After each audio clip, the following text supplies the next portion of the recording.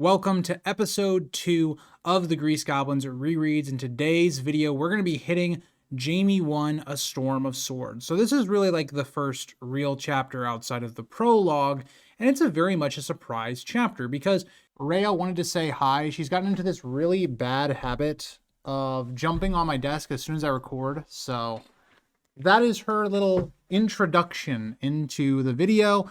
But with Jaime and him being the second chapter of the book, or the first real chapter outside of the prologue, one thing you have to remember with A Clash of Kings is we end on quite a big cliffhanger for Catelyn's storyline, aka Jaime's storyline, because Catelyn basically asked for Brienne's sword, and that's how the chapter ends. You don't know if Catelyn's planning to kill Jaime or set him free, or what she's really planning to do. So seeing Jaime as a point of view right away is very intriguing because Jaime has been one of the main antagonists, villains of this story up until this point. And also, it reminds you that, oh yeah, this plotline is still happening. And so I think it's a very interesting move to do it, and I think it makes sense given Jaime's release does forward a lot of the plots that happen in this book, so it makes sense to start with his point of view. Now, the other thing that I would have been thinking if I would have been reading this book for the first time back in 2000, when it came out, I believe that's the year it was published, I would have thought, oh, the point of view that George is going to give us would have been Brienne. Brienne is the character that we spent a bit of time with. She had been getting more and more page time, I guess, in A Clash of Kings. I would have expected her to be the point of view, not Jaime. But Jaime becoming a point of view is definitely one of George's most brilliant things he does with this book, and it starts maybe one of the best plot lines of the entire series. But before we dive into the chapter further, I want to really point out these will be coming out every single week covering the next chapter, so if you don't want to miss one, feel free to subscribe, like, comment, so other people might see this video as well, or this series, and they might enjoy as well. So let's dive into page 15 in Jaime 1. Jaime awakens to an east wind and the beauty of dawn, feeling alive and overwhelmed after a long darkness. He laughs in relief, but Brienne rowing the boat sharply tells him to be quiet. For Jaime, you have to remember he's spent a decent amount of time in prison, and he's been in the same spot. It's different than in the show where he moves around with Robb's camp. No, he's been imprisoned at Riverrun for a while now, from basically the ending section of Game of Thrones now all the way to the beginning of A Storm of Swords. So he's a man that hasn't seen sunlight in a very long time. It's kind of like if you go back to Ned's chapter in A Game of Thrones, I think he only spends a week or two in the black cells, but think about that for Jaime, who has spent a far larger amount of time in captivity. Jaime notes how Brienne is rough, unattractive in her appearance, and imagines her absurdly dressed in Cersei's fine gowns, almost as a joke. But I think there's actually something deeper here, because if you're someone that subscribes to Jaime and Brienne having some sort of romantic relationship in the future, this could also be a signification that Jaime is going to maybe fall in love with Brienne and maybe they'll end up getting together. Or, again, this could go a lot of ways if you want to really read into it.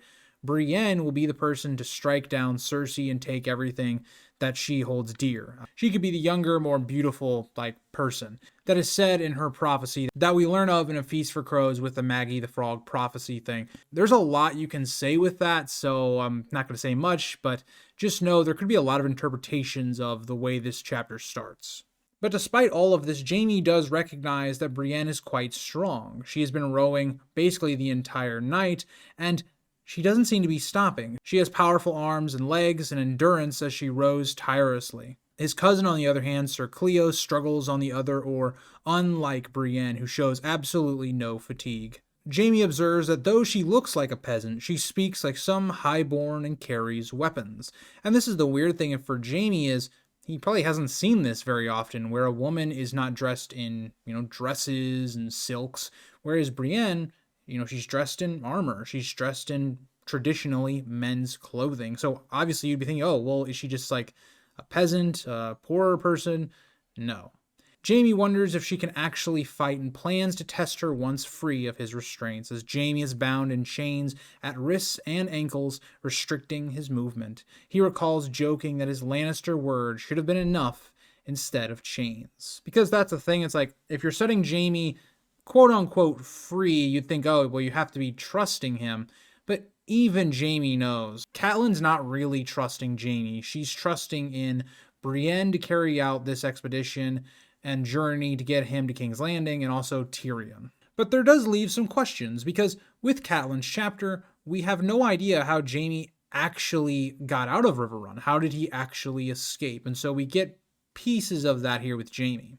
Jaime's memory of escaping Riverrun is hazy due to being drunk, though he remembers trouble with the jailer. Brienne managed to overcome the jailer during their escape, as that'll get us into page 16. Jaime remembers climbing endless stairs after the escape, weak from imprisonment and drink, stumbling until Brienne supported him. He was disguised in a traveler's cloak and hidden in a skiff while Catelyn ordered the water gate open. Catelyn publicly claimed Sir Cleos was returning to King's Landing with terms for the Queen, as Jaime drifted to sleep during the escape, exhausted and lulled by the motion of the boat and the wine. He reflects that Tyrion would laugh at him for sleeping through his own rescue. It's kind of ironic. Like, we don't really even have like the full picture of what was happening. It isn't some dramatic chapter that George paints. It's just, oh, well, Jaime got out, and, Catelyn used some trickery. Overall, Catelyn's plan is actually pretty good. Just saying, oh yeah, I'm going to send Sir Cleos back. That's the reason this is all happening. And that's how Jaime escapes. It's quite clever by Catelyn when you think about it, even though it is a terrible move. Awake now, Jaime complains about his chains and jokingly offers to row if Brienne frees him. Everything right now Jaime is trying to do is to just be free and to be able to use his hands so that he could, for the most part, probably kill Brienne at this point. And I think this is something that gets lost in the television show, is because we're in Jaime's head, we know exactly what he's thinking. We know exactly what he wants to do. He's not very likable, especially in this first chapter. Whereas in the show, I feel like even as soon as he's freed, he becomes somewhat likable fairly quickly. In this chapter, it's all about establishing what we've already preconceived about the character, that Jaime is a villain, he's somebody we shouldn't like, he's done all these terrible actions, and now we're inside of his head, and he obviously thinks horrible things about Brienne, he's thinking about killing her. Again, it's to start why his arc in this book specifically, and Feast as well, is so amazing. Brienne refuses to release him from his chains and insists he addresses her by name instead of wench. Jaime counters by demanding she call him Sir Jaime instead of Kingslayer. And when she asks if he denies killing a king, Jaime admits he does not. He then mocks Brienne's appearance, trying to provoke her. And this is one thing that, like, oh, it's surface level, but it's going to get very important later on. Jaime wants Brienne to call him by his actual name, not Kingslayer. It's this thing that he has basically been in the shadow of his entire adult life. And that's really important because it's going to start the cogs of what we're going to get later on with his storyline here. One thing I'm really going to give George a lot of praise for about this chapter is it does a great job of catching us up from what we missed from A Clash of Kings, or even just summarizing where we are, to starting up really interesting character arcs for both Jaime and Brienne, and 3, also having some action in it. I think it escapes the common issue that George's early chapters usually have throughout the first and second book of they're a lot slower, they're very catch-up chapters, they almost feel kind of skippable on a reread.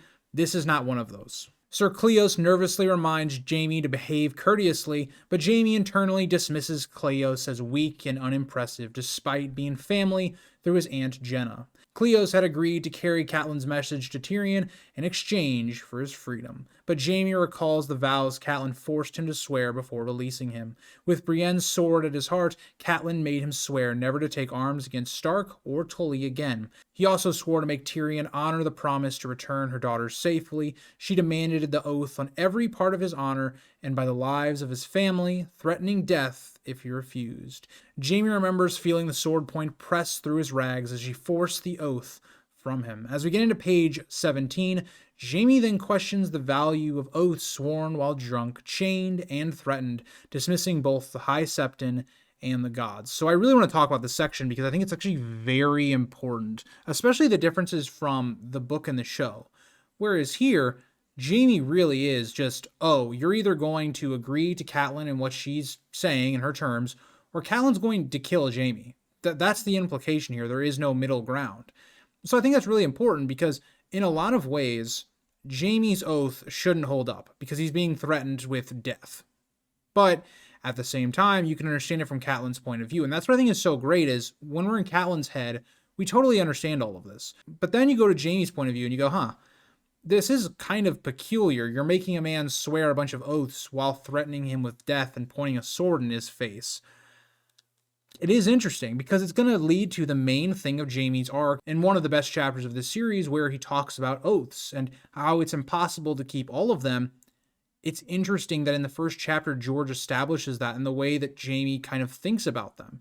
I think that's going to be really interesting in the way that not only this book handles it, but Feast is going to come back to this exact thing as well with oaths and not taking up arms against House Tully or Stark. He reflects on Catelyn trusting him despite his lack of honor, realizing her true hope lies with Tyrion and not him. Speaking aloud, he remarks she may not be as foolish as she seems. Brienne takes offense, believing that he's talking about her, but instead Jaime clarifies he was talking to himself, noting as a habit from imprisonment. And that's another thing is you got to remember, not only are you not being able to see sunlight, you're also basically in confinement of not talking to anyone. You're not having socialization generally. And so speaking just randomly is not something unusual to Jaime at this point. Jaime observes Brienne's silence and guesses from her speech that she is nobly born. But Brienne does reluctantly reveal that she is the daughter of Lord Selwyn of Tarth. But Jaime doesn't really understand this, because Tarth, they should be serving Storm's End. Why is Brienne serving Robb Stark? Brienne states she serves Lady Catelyn and is tasked with delivering Jaime safely to Tyrion, refusing further conversation. She doesn't instantly open up to Jaime and talking about how she got here. She just kind of shuts down the conversation, something you're going to see especially at the beginning of their relationship. Jaime pushes back against this silence as he's sick of it as he had enough of it while imprisoned, but Brienne calls him a monster and refuses to engage in conversation. He mocks the idea, joking about monsters nearby and his lack of a sword, as Brienne accuses him of incest, regicide, and attempting to kill an innocent child. And what's great about this is George paints us as Brienne. Why should we care about Jaime, who is this terrible person that we've seen? It's not like these are alleged crimes. We've seen him push Bran out of a window and nearly killed him. We know that he's been sleeping with his sister, which has led to the whole War of the Five Kings. And from the outside looking in, we know he killed the king that he was sworn to protect. Now, we don't know the context of any of these things, but we as the audience are Brienne. And I think George does a very good job of putting us in that position. I really do like the way he does that dynamic. Jaime internally justifies pushing Bran, seeing him as a spy who caught him with Cersei, and he recalls his frustration during the journey north, unable to be with Cersei while Robert shared her bed. Offended, Jaime demands Brienne show respect when speaking of Cersei. And I think if you're Jaime, you can try and rationalize it, but let's be fair. You pushed a kid out of a window. Like, there's no justification really for that in my mind. Brienne again insists on being called Brienne and not wench. Jaime mocks her concern over what a monster calls her, and Brienne firmly repeats her name, refusing to yield. And it's ironic given Jaime, who battles through his identity and what people see him as, and the idea of, oh, Brienne, why do you care what a monster calls you? It's interesting because it's almost a reflection of him, how people view him. So I think that's, again, there's really nice writing here from George for the characters of Jaime and Brienne. As we get into page 18, Jaime mocks Brienne by calling her lady or sir, ridiculing her appearance and her being a female. He compares her to a dressed-up cow, saying no amount of armor makes her a true warrior. As Sir Cleos urges peace, reminding them that they have a long journey ahead, Jaime dismisses him, continuing to insult Brienne and belittle her homeland of Tarth. Brienne defends Tarth as beautiful and warns Jaime to be quiet or to be gagged. And you really see, like, Jaime's not very likable here. He's antagonizing Brienne and saying horrible things to her. It all goes to build up everything that we've thought of this man, of who he truly is. It's just a nice way that George builds that up. Jaime notes her boldness, acknowledging few dare call him a monster to his face. As Sir Cleos claims, Brienne's accusations come from stark lies meant to undermine Jaime.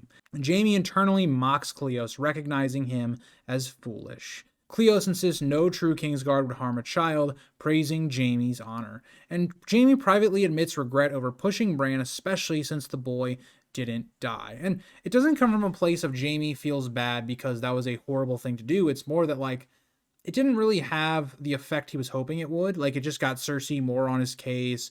It didn't solve any of those problems. So it's not exactly that Jaime's a good person or any of that. And another thing we have here is like, Jaime really quickly figures out that Cleos is just kind of somebody that's a suck up. He's trying to integrate himself into the Lannister family, and Jaime is not a fan of that. But either way, Jaime recalls Cersei scolding him, saying Bran could have been silenced without killing. Jaime had dismissed the danger, suggesting they could lie or even kill Ned Stark if needed. Jaime had showed reckless confidence, even joking about going to war for Cersei if necessary. This scene is actually one of the scenes that they add in the show in season 1 that's actually not in the book. It's something I actually missed in my series on my main channel, but that scene where Jaime and Cersei are talking about Bran's situation, that actually comes from this book. So just a nice little nod to that. And that's another thing, is this is the first time we're really getting into what was Cersei thinking about that situation. And Cersei was obviously right. They could have obviously like threatened Bran, made him be silent if he even knew what he saw. And we know he really didn't understand what he was seeing anyway. There wasn't really the need to push him out of the window. But as we get into page 19, Jaime remembers calming Cersei after Bran's fall by kissing her, distracting them both from the danger for a time. He wonders if Cersei later sent the assassin after Bran, but doubts it since the attempt was clumsy and not really her style. And the other thing Jaime thinks of is she would have brought it to him if she was planning to murder Bran. And so that's another thing, is that Jaime is kind of realizing, this plot doesn't make a whole lot of sense. So it's George continuing to layer onto the fact of who tried to assassinate Bran, like who hired that catspaw. And it's something that will be paid off in this book, albeit I don't think it's actually handled the best in the book, but you'll see that later on. As they travel south, Jaime observes the riverbanks, abandoned towers, and the beauty of the morning landscape. He notices an old, overgrown watchtower and recognizes it as long deserted. When the wind changes, Cleos and Brienne raise a tully-colored sail despite the danger it could bring from Lannister forces. And at this point, you're not really worried about Lannister forces as much as you are trying to put as much distance between you and Riverrun, because Riverrun is going to be hunting you. The Lannisters don't know you've been freed yet, and even if they do get caught by the Lannisters, likely, Jaime is actually going to be in a good situation. So it's kind of a win-win for Jaime overall. Brienne takes the rudder while Jaime helps despite his chains, and the boat moves faster with wind and in the current behind them. Jaime suggests it would make more sense to deliver him to Tywin instead of Tyrion. But here's the one thing that neither Brienne nor Jaime know, is that Tywin is actually in the same place as Tyrion at this point. Just a nice little way that George builds out the world that like people don't instantly know what's happening in the world. They're actually quite far behind. Like Jaime has not been kept up to what's happening in the world. He doesn't know that Roose Bolton has taken Harrenhal. Brienne refuses, insisting she will only return with Catelyn's daughters from King's Landing. Jaime asks Cleos for a knife, but Brienne immediately refuses to let him be armed. Instead, Jaime asks Cleos to shave his head so he'll be harder to recognize. And this is a great plan, just from the idea that Jaime is one of the most recognizable people in Westeros. So how do you try to combat that? You try to shave your head, make your beard shorter a bit. It's going to help. Jaime also looks visibly thinner and older, so his appearance is quite altered by his time in captivity. Jaime explains that people expect Jaime Lannister to have long golden curly hair, not a bald head and rough beard. Cleos awkwardly cuts away Jaime's tangled hair, throwing the golden locks into the river as Jaime notices lice in his hair and crushes one while Cleos removes others. After washing, Jaime has Cleos sharpen the blade and finish shaving his head and trimming his beard. As we get into page 20. As Jaime studies his reflection, he barely recognizes himself, noting he looks older, thinner, and worn from imprisonment. He realizes he no longer resembles Cersei as closely and thinks she will dislike that. Now, one thing I really like about this is it's almost a reflection of what's going to happen to Jaime in this story. Jaime is forever going to be changed, and his identity overall is going to change. He's going to be somebody that is not the same Jaime he was at the start of this series, and I like that as a nice reflection in his first chapter. By midday, Sir Cleos falls asleep while Jaime relaxes and takes in the sights after so long in a cell. They pass small riverside homes with no visible inhabitants, along with birds and fish in the water. Jaime then sees a dead body caught in the tree roots wearing Lannister colors and wonders if he knew the man. It's a lot of a reflection of what has war done to the continent. The Riverlands at this point are in a ruin. back in, before the war, you would have possibly seen people all along this river, but now you just see dead bodies in the river. It's the tone that this story is going for that I think works really well, that these early chapters establish. Jaime reflects that in peacetime, the river would be full of life, boats, traders, and travelers, but now it is empty due to war. The threat of being attacked by some of these mercenary group, or Beric Dondarrion, or the River Lords, or whoever. They pass abandoned or weary villagers, including a girl who flees at the sight of them, and peasants working silently near a burned tower. The devastation of war is evident everywhere along the riverbanks, as the river itself is difficult to navigate with bends, sandbars, and hidden hazards. Brienne skillfully guides the boat, avoiding danger with ease. When Jaime compliments her, she responds cautiously, explaining she learned sailing on Tarth, not on the rivers. As Sir Cleos wakes complaining of sore arms and hoping the wind continues, noting that rain may be coming, and the rain will come. And for the most part, this book, a lot of it is going to be people traveling in the rain, or just rain overall being a sign of really the awful stuff that's going to happen in this book and the plots and twists. But as we don't see often in this book, Jaime welcomes the idea of rain, aware of how filthy he has become after the time in the dungeon. As we get into page 21, Sir Cleos spots smoke rising from the south bank ahead. They discover the burned remains of a large building and a tree hung with dead women. The corpses sway in the wind, barely touched by crows, with ropes cutting deep into their necks. Brienne condemns the killings, saying no true knight would approve such brutality, as Jaime counters that knights both witness and commit far worse acts during war. Now, what I think is really great about Brienne and Jaime is both of them are going to have a very huge impact on the other. Whereas Brienne starts out almost in a similar light to Sansa in the way she views the world. Not fully, like she's definitely grown up a bit more than Sansa, but still, Brienne believes that knights could never do this. She doesn't fully understand warfare, and that's something that is going to really become prominent in A Feast for Crows, what it does to people. And so she's kind of like on that innocent side of things. And then you have Jaime, who's experienced it all. He's seen the tragedies of war and what it does. He's become a casualty of that war in terms of what he's had to do and who he's basically been named as following it. And I think it's really good because both characters rub off on the other. Whereas Jaime starts to regain some honor and becoming a better person, Brienne at the same time also starts to see the world for more of what it is, while also holding on to that hope and that goodness that she is. I really love the way that's done. Brienne steers towards the shore, determined not to leave the bodies for scavengers, but Jaime mockingly argues the crows need food too and urges her to stay on the river. It's Brienne realizing that these people should have at least the respect of having a burial, but at the same time, that's going to slow them down. It's going to allow for others to catch them, and that's what Jaime knows. So you kind of see that reflection in both of their characters. After landing, Jaime awkwardly climbs out of the boat in chains, soaking himself in the river. He cleans himself and realizes how weak and stiff he has become after so long imprisoned. Brienne and Cleos pull the skiff ashore beneath the hanging corpses. Brienne says someone must cut the women down, and Jaime offers to climb the tree if freed from his chains. But Jaime notices at this point a sign hanging from one corpse reading, "They lay with lions." He bitterly remarks that this atrocity was committed by Brienne's side of the war and not his. And this is a horrible thing to realize, especially for Brienne, that maybe she's not even fighting on the right side of the war. That this isn't just some one-sided conflict where the Lannisters are the bad guys and the Starks and the Tullys are the good guys.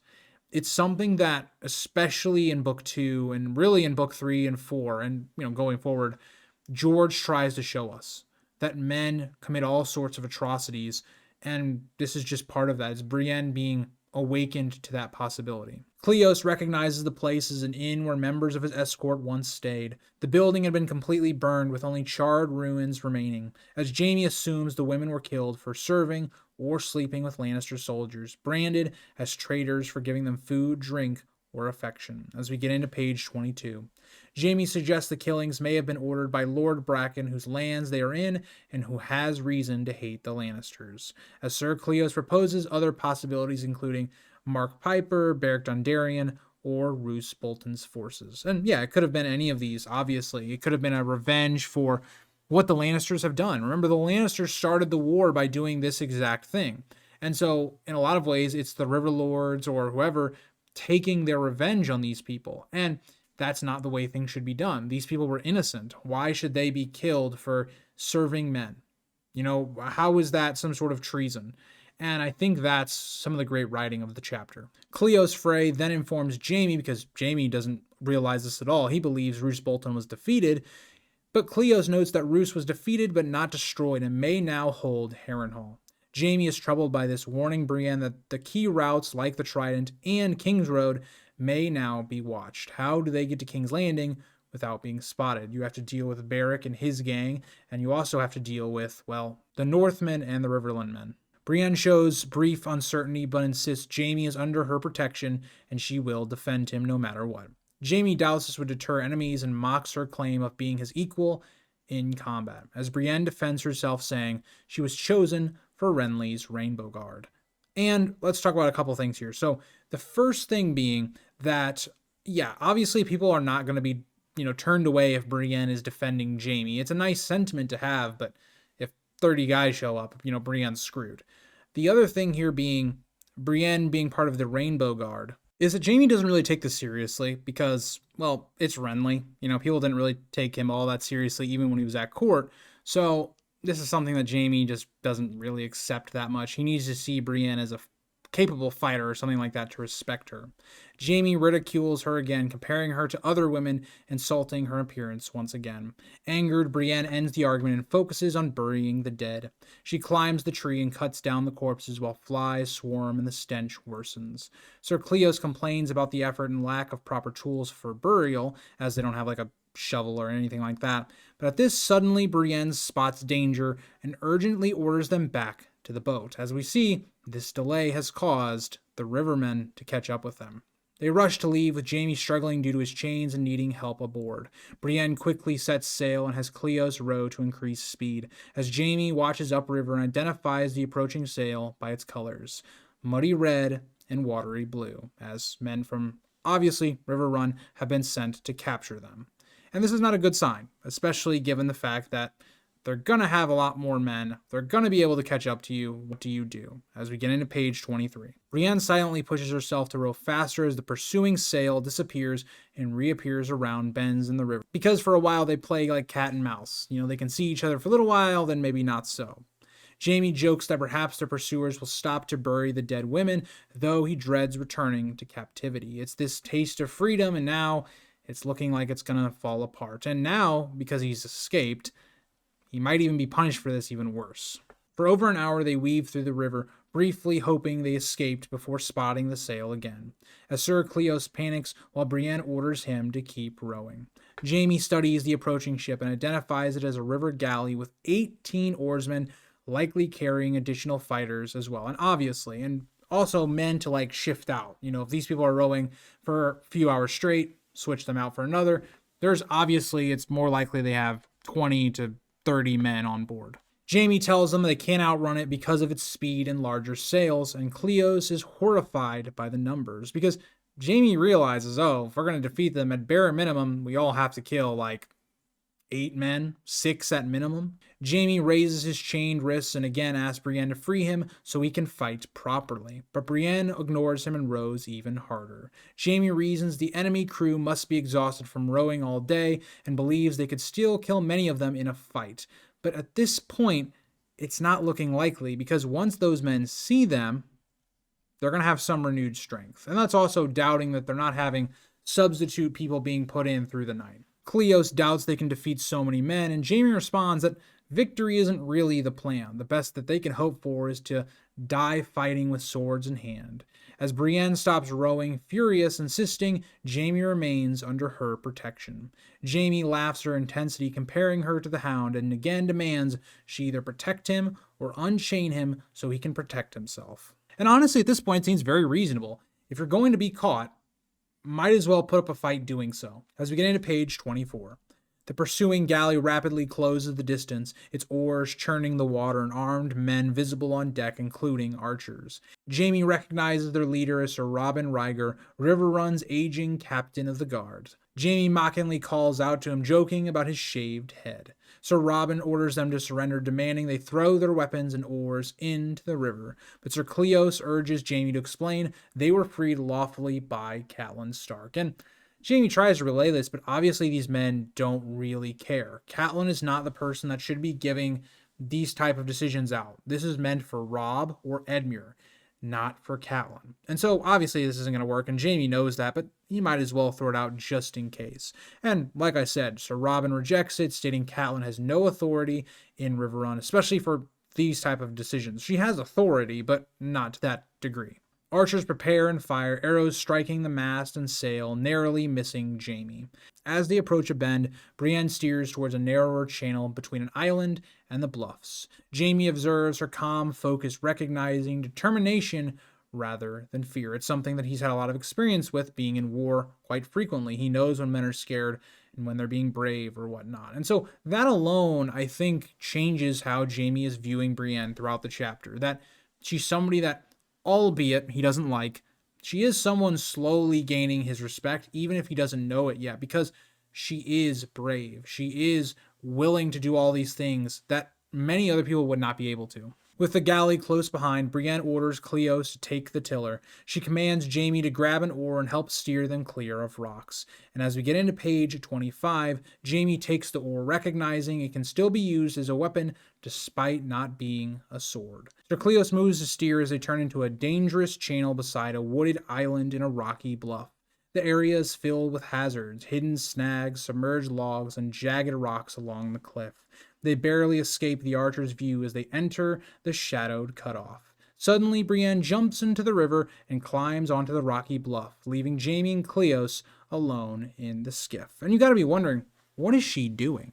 You just jumped out of the boat with your prisoner. If you're Cleos or Jaime, you're thinking, has this woman gone mad? Is she deserting them? Like, what's happening here? And that's what's so interesting, is that Brienne is so clever on the way that she's done this. It's a very enclosed area or space. It's going to give Jaime and Cleo some protection for a little while she can set up her plan to then, do what she's going to do. Jaime orders Cleos to ignore her and focus on steering, as the pursuing galley follows into the channel, firing arrows that miss due to the movement of both boats. Jaime realizes that the archers will soon be close enough to be much more accurate. He then spots Brienne climbing the cliff, and Jaime's worries she'll be spotted and shot. And whether this is Jaime acting out of self-preservation, or because he has to some degree come to respect Brienne in some little way at this point, he calls out to Sir Robin, attempting to distract him. Jaime proposes settling the matter with single combat, even offering to fight in chains, but Sir Robin refuses, explaining he's under orders to capture Jaime alive. As the archers prepare to fire again, stones suddenly rain down on them from above, disrupting their aim. As we get into page 26, the falling stones escalate into a massive boulder crashing down from the cliff onto the galley. The impact destroys the mast, tears the sail, throws archers into the river, and crushes a rower. Another fragment breaches the hull, causing the galley to rapidly take on water, as chaos erupts as men scream and struggle in the water and fail to swim. Jaime laughs at their misfortune as the galley begins to sink. It's a masterful plan by Brienne in terms of just the determination to scale a cliff, the strength to push this boulder onto their ship at directly the right time. Masterful planning by Brienne, very intelligent.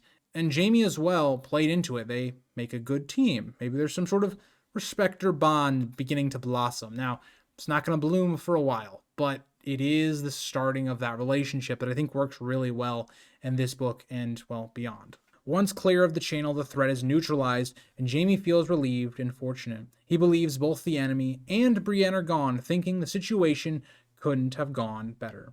Sir Cleos spots Brienne head on the cliff, having outpaced them by cutting across land. She dives back into the river and swims towards the skiff. And at this point, Jaime considers attacking her with the oar to free himself, but instead pulls her aboard. And this is that moment where, if this was the beginning of the chapter, and Brienne hadn't earned Jaime's respect, likely Jaime might have just killed her right here, and this would have been the end of Brienne. But you do see that little sliver of good in Jaime, the growth that he's going to experience throughout this book. Again, George did a very good job of introducing him as a POV.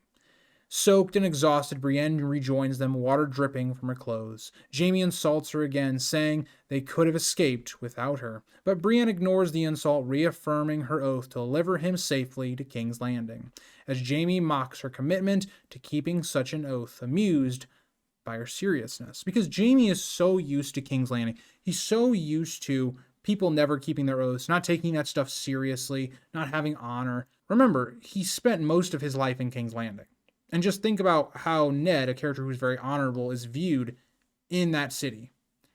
It's really an awesome, I think, pairing of Brienne and Jaime. And I think that this chapter, like I said in the video, is, I think, one of the better first chapters for a character in any of the first 3 books. Because, like I've said, a lot of the problems, a lot of these introduction chapters face in the books is there a lot of like here's a catch up of what happened in the last book, and we're going to overall just kind of build up into what the plot's going to be like. So the examples that come to mind on A Clash of Kings, Daenerys, we see her in the Red Waste, and it's kind of a catch-up chapter in the fallout of her arc in the first book.